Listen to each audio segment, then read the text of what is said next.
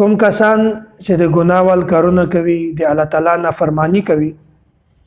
او دوی بیا هم د الله تعالی نه معافي نه وغواړي نو د قیامت پر ورځ باندې به څلور شایونه د دغه انسان خلاف گواهی ورکوي. الله تعالی قران کریم کې څلور شایونه داسې ذکر کړی دي چې کوم انسان ګناهګار وي د الله تعالی نه معافي نه وغواړي هغه څلور شایونه به دغه انسان خلاف گواهی ورکوي چې دغه کس په ما باندې دا ګناه کړی دی. اول شای دا زمکه.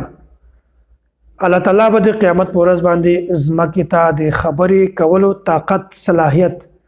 الله تعالی به په د زمکه کې د خبرو صلاحیت پیدا کړي او دا به گواهی ورکوي چې د انسان په ما باندې دا ګناه کړی دی. الله تعالی قران کریم کې فرمایي یوم اذین تحدث اخبارها. دا زمکه به خبرې کوي چې د انسان په ما باندې غلا کړی دی، د انسان په ما باندې نعوذ بالله زنا کړی دی، د انسان غیبت کړی دی، د انسان د چا حق والی دی، د انسان د مور پلار د دغه پلانکی د دغه نافرمانی کړی دی. نو سړی چې په کومه ځمکه باندې په کوم ځای باندې د ځمکې په کومه حصه باندې دا سړی د الله تعالی نافرمانی وکړي د قیامت پر ورځ به دغه ځمکه خبرې کوي الله تعالی ته به گواهی ورکوي چې یا الله دغه انسان په ما باندې دا ګناه کړی دی. لکه څرنګه په دنیا کې تاسو وینئ چې انسان یو سیس جوړ کړی دا ریډیو دا یا داسې موبایل دا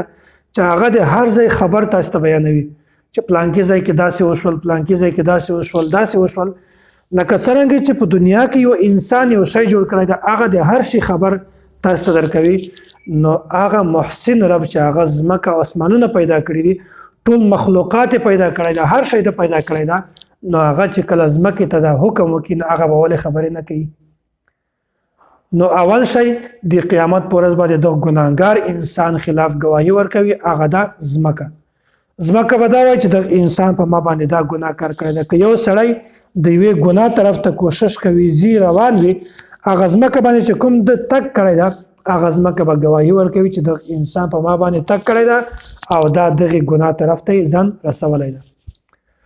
نو اول شی دا ځمکه چې کوم انسان ګناهګار وي د الله تعالی نه معافي نه وغواړي دا ځمکه به د انسان خلاف گواهی ورکوي چې د انسان په ما باندې دا ګناه کړی ده.